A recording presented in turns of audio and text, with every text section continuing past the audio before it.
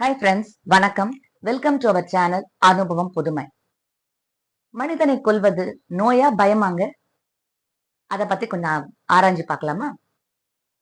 நல்ல படிப்பறிவே இல்லாத பாமரனை விட நல்ல படிப்பறிவு உள்ள அறிவாளியான மக்கள் தான் சீக்கிரம் இறந்து போயிடுறாங்க. ஏங்க அது?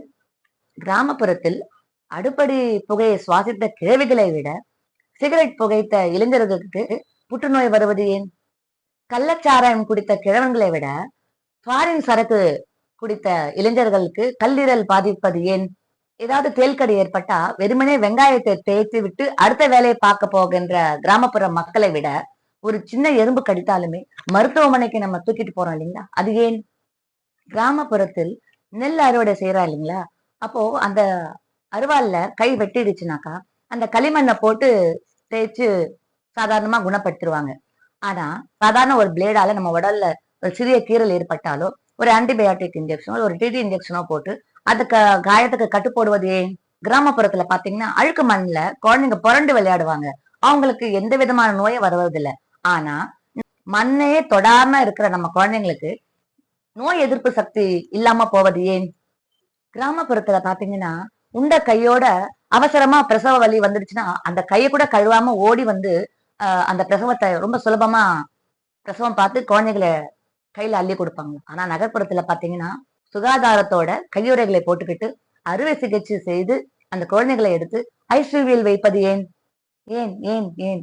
இந்த மாதிரி பலவிதமான ஏன் என்ற கேள்விகளுக்கு நம்ம இன்னமும் விடை தெரியாம முடிச்சிட்டு இருக்கோங்க. இந்த மாதிரி பலவிதமான ஏன் ஏன் என்ற கேள்விகளுக்கு காரணம் நாம் இயற்கையோடு ஒன்றி வாழ்வதில்லை. மற்றொன்று நோயை பற்றிய அறிவு அதிகமா நம்ம வளர்த்துக்கிறோம். இந்த கால மக்களுக்கு எல்லாம் பாத்தீங்கன்னா ஒன்னும் தலைவலி வரும், இல்ல கை கால் வலி வரும், இல்ல வயிற்று வலி வரும், அதிகபட்சமா நெஞ்சு வலி வரும். இவ்வளவுதாங்க. ஆனா இப்ப பாத்தீங்கன்னா நம்ம உடம்புல கிட்டத்தட்ட 6 கோடி செல்கள் இருக்குதுங்க. அந்த ஒவ்வொரு செல்களுக்கும் ஒவ்வொரு மருத்துவம் செய்யக்கூடிய அளவுக்கு அறிவியல் வளர்ச்சி இருக்கும். அதை பற்றிய விழிப்புணர்வு இருக்கும். இப்படி எல்லாம் பாத்தீங்கன்னா காலப்போக்குல மனிதனுடைய சராசரி ஆயுள் குறைந்து கொண்டே வருங்க. பொதுவா பாத்தீங்கன்னா எந்த நோயும் மனிதனை கொல்வதில்லைங்க. அந்த நோயை பற்றிய பயம்தான் நம்மளுக்கு முதல்ல நம்மளை பாதிக்க செய்யுது. நாம இயற்கையோட ஒன்றி வாழ்ந்தோம்னா இந்த பயம் வர வேண்டிய அவசியம் இல்லை. இயற்கை தன்னுடைய கோட்பாடுகளிலிருந்து என்னைக்குமே அது மீறுவதில்லைங்க. நாம அதனோட ஒன்றி வாழாம இருக்கிறதால தான் இந்த பயம், இந்த நோய் எல்லாத்துக்கும் காரணம். உடம்ப அதன் போக்குல விட்டு விடணும். உடம்பு தானா அதனுடைய வேலைகளை செஞ்சுக்கோங்க. ஆனா அதுக்காக நம்ம பட்டினி கிடக்க கூடாது. நேரத்துக்கு சாப்பிடணும், நேரத்துக்கு உடற்பயிற்சியோ இல்ல நடைப்பயிற்சியோ செய்யணும். சோ இந்த மாதிரி நம்மளுடைய கடமைகளை ஒழுங்கா செஞ்சுட்டு வந்தாலே உடம்பு தானா அதனுடைய வேலையை செய்ய ஆரம்பிக்குங்க. நம்ம எந்த விதமான நோய்க்கும் பயப்பட வேண்டிய அவசியம் இல்லை. பொதுவா பாத்தீங்கன்னா எந்த ஒரு மனிதனும் தன் மனமும் உடம்பும் இயற்கையோட ஒன்றி வாழ்ந்தாக்கா தன்னுடைய உடம்புல எந்த பிரச்சனையும் வர்றதுக்கு வாய்ப்பே இல்லைங்க. அதாவது இயற்கையோட ஒன்றி வாழணும்னா சுகாதாரமான காற்று சுவாசிக்கணும், சுகாதாரமான நீர் பருகணும். நம்ம சுற்றி சுகாதாரமா வச்சுட்டு நம்ம வாழ்ந்தோம் வச்சுக்கோங்களேன், உடம்பில் எந்த விதமான நோய்களும் வராதுங்க.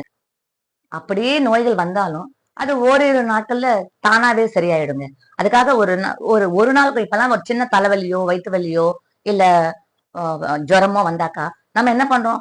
ஒரு ஒரு அரை மணி நேரம் கூட நம்ம வெயிட் பண்றது இல்லை, உடனே நம்ம டாக்டர் கிட்ட போயிடுறோம். நம்ம கொஞ்சம் விட்டு பார்க்கணும். அது ஓரிரு நாட்கள்ல அதுவே தானா உடல் தன்னையே சீரமைச்சுக்கோங்க. அதுக்கு டைம் கொடுக்காம அந்த தானா உடல் தானே சீராகிறதுக்கு நம்ம டைம் கொடுக்காம பயம், ஏன்னா நோயை பற்றிய பயம் நமக்கு அதிகம். நோயை பற்றிய நிறைய நம்ம படிச்சு படிச்சு விழிப்புணர்வு அதிகமா போயிடுச்சு. விழிப்புணர்வு இருக்கணும், ஆனா அது தேவைக்கு அதிகமான விழிப்புணர்வு இருந்தாலும் நமக்கு ஒரு பயம்தான் வர செய்யும். சின்ன விஷயமாக இருந்தா கூட இது பெரிய விஷயமா இருக்குமோ அப்படின்னு நமக்குள்ளேயே நம்ம கற்பனை பண்ணிட்டு உடனே நம்ம டாக்டர் கிட்ட போயிடுறோம் இல்லைங்களா? நம்ம அதுக்கு உடம்புக்கு கொஞ்சம் அவகாசம் தரணும். தானே தன்னை சீர்படுத்திக்கிறதுக்கு உடலுக்கு தெரியும். இயற்கையோட நம்ம மனமும் உடலும் ஒன்றி வாழணும் நான் சொன்னேன் இல்லைங்களா?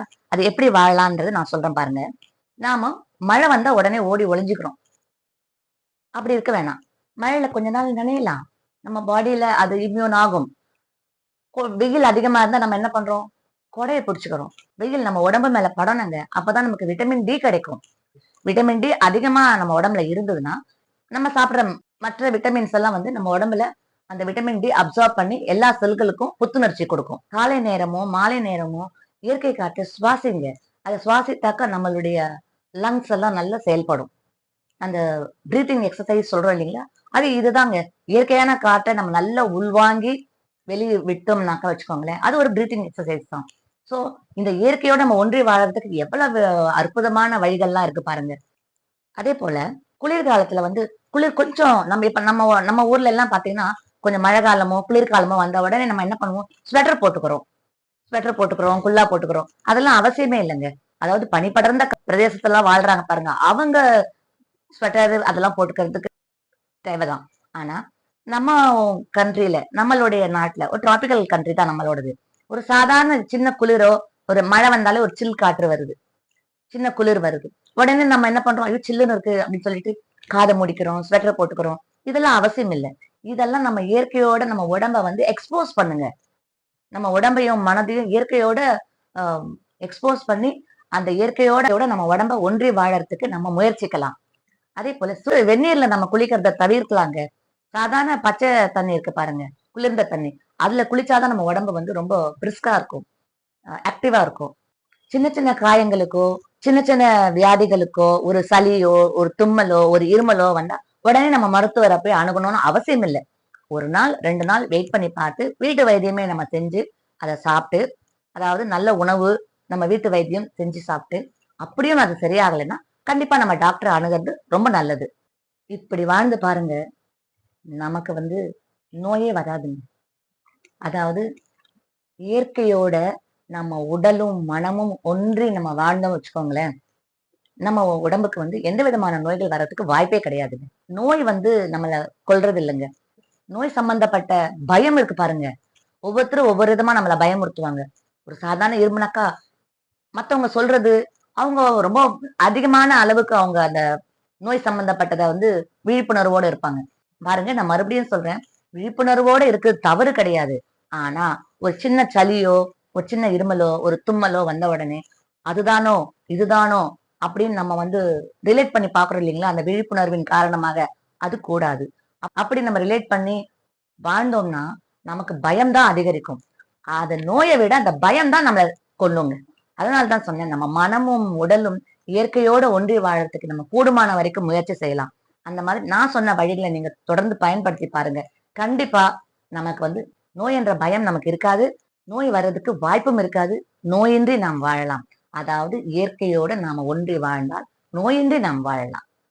அதுக்காக ஃபீவர் ரொம்ப அதிகமா இருக்கு, 102 டிகிரி வந்துருச்சு அப்படின்னாக்கா அதுவே தானா போயிடும் அப்படின்னு இருக்காதீங்க. உங்க மனசுக்கு அது வந்து சரி இல்ல அப்படின்னு பட்டுதுனாக்கா நீங்க கண்டிப்பா மருத்துவர் அணுகணும். இதுதான் நான் உங்களுக்கு சின்ன ஒரு விழிப்புணர்வு தரணும்னு நினைச்சேங்க. மறுபடியும் இன்னொரு அனுபவத்தின் மூலம் நான் உங்களை சந்திக்கிறேன். நன்றி, வணக்கம்.